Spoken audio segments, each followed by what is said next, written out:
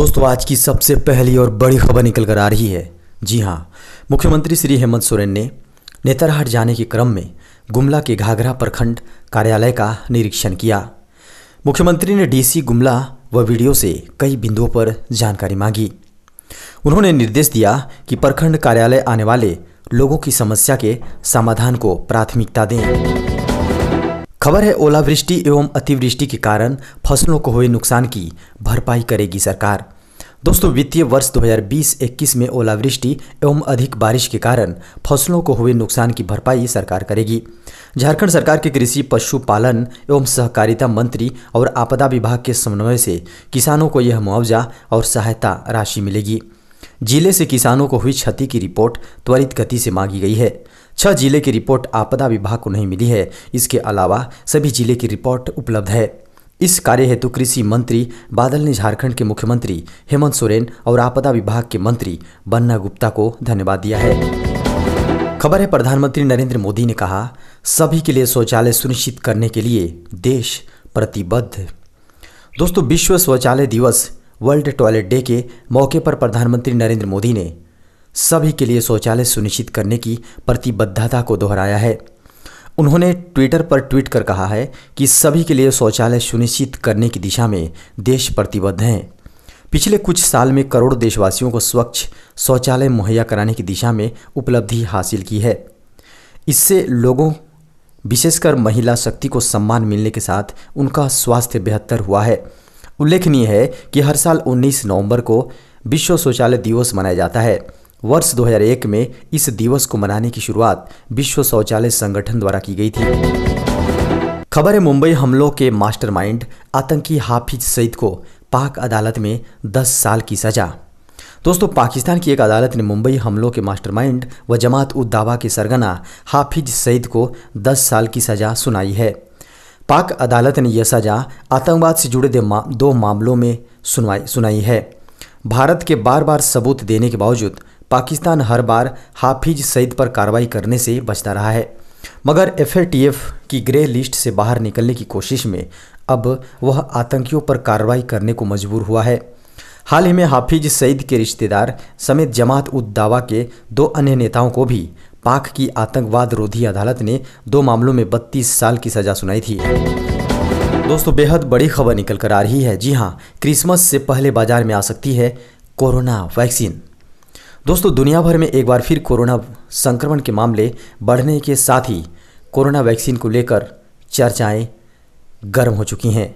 Corona vaccine को लेकर दवा निर्माता कंपनी फाइजर इंक और जर्मनी की बायोएनटेक ने बड़ी खुशखबरी दी है।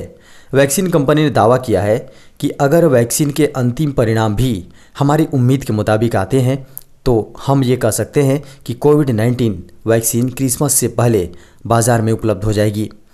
कंपनी के मुताबिक वैक्सीन का टेस्ट विभिन्न उम्र के लोगों पर किया जा रहा है। अभी तक वैज्ञानिकों ने इस तरह की उम्मीद जताई है। जी हाँ, जिस तरह की उम्मीद जताई थी, परिणाम भी उसी के मुताबिक मिल रहे हैं। बायोएनटेक के मुख्य कार्यकारी युगुर शाहीन ने कहा कि अमेरिकी खाद्य एवं औषधि प्रशासन दिसंबर के मध्य तक आपातकालीन उपयोग को मंजूरी दे सकता है। इसी तरह यूरोपीय संघ से भी कुछ शर्तों के साथ दिसंबर के मध्य तक मंजूरी मिल सकती है। खबर है, देश की पहली प्राइवेट ट्रेन की रफ्तार थमी, बंद होगी तेजस एक्सप्रेस। दोस्तों, प्राइवेट ट्रेन के नाम से देश की रेलवे लाइन पर उतरी पहली भारतीय प्राइवेट ट्रेन तेजस की रफ्तार अब धीमी होने वाली है। तेजस के संचालन पर अब ग्रहण लग गया है। लखनऊ से दिल्ली और मुंबई से अहमदाबाद दौड़ने वाली तेजस एक्सप्रेस का संचालन बंद करने का रेलवे बोर्ड ने फैसला किया है।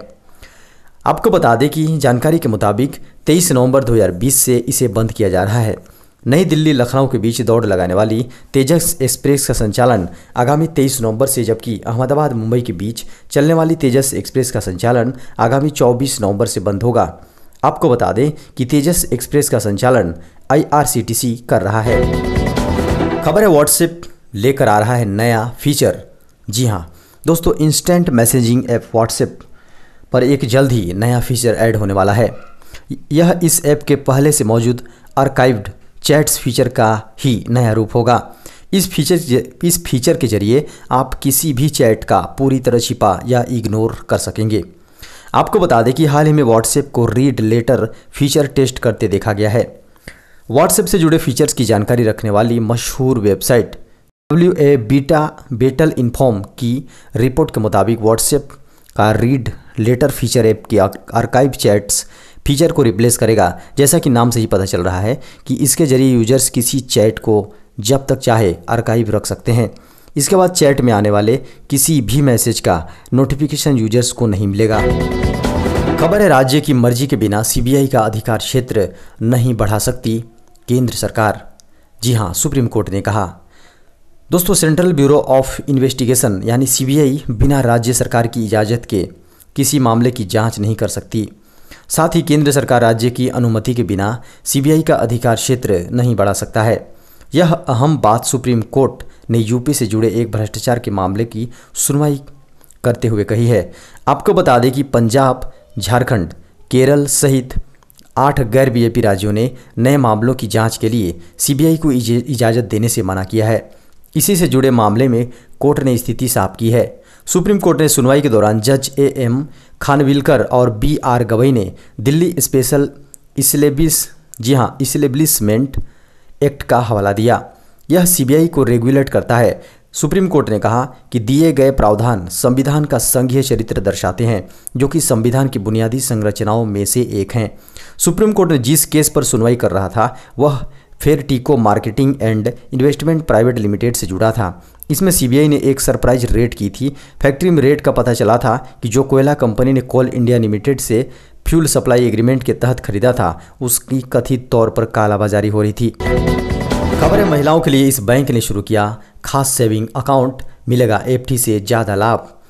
दोस्तों, इक्विटास स्मॉल फाइनेंस बैंक ने महिलाओं के लिए एक खास सेविंग अकाउंट चालू किया है, जिसका नाम EVA रखा गया है। इस सेविंग अकाउंट पर 7% की दर से ब्याज मिलेगा। आपको बता दें कि इसके साथ महिलाओं को फ्री हेल्थ चेकअप, महिला डॉक्टरों, गायनाकोलॉजिस्ट और मानसिक स्वास्थ्य विशेषज्ञों के द्वारा के साथ अनलिमिटेड टेलीकंसल्टेशन की भी सुविधा मिलेगी। एक बयान में कहा गया है कि यह अकाउंट सभी महिलाओं के लिए उपलब्ध है, जिसमें salaried, home makers, business women, senior citizen, trans women और नॉन रेजिडेंट वुमेन महिला भी शामिल हैं। इसके अलावा यह बैंक अकाउंट लॉकर्स पर 25 से 50% की छूट के साथ ही महिलाओं को गोल्ड लोन रेट्स पर छूट और PF छूट की भी पेशकश करता है। खबर है, पबजी की भारत वापसी से पहले आई एक बड़ी खबर। दोस्तों, पबजी लवर्स को इसकी भारत में वापसी का बेसब्री से इंतजार है। माना जा रहा है कि ये गेम जल्द ही भारत में वापस करने जा रहा है। आपको बता दें कि इसको लेकर कंपनी ने एक टीजर भी जारी किया है। वहीं इस पॉपुलर गेम की वापसी से पहले इससे जुड़ी जानकारियां सामने आ रही हैं।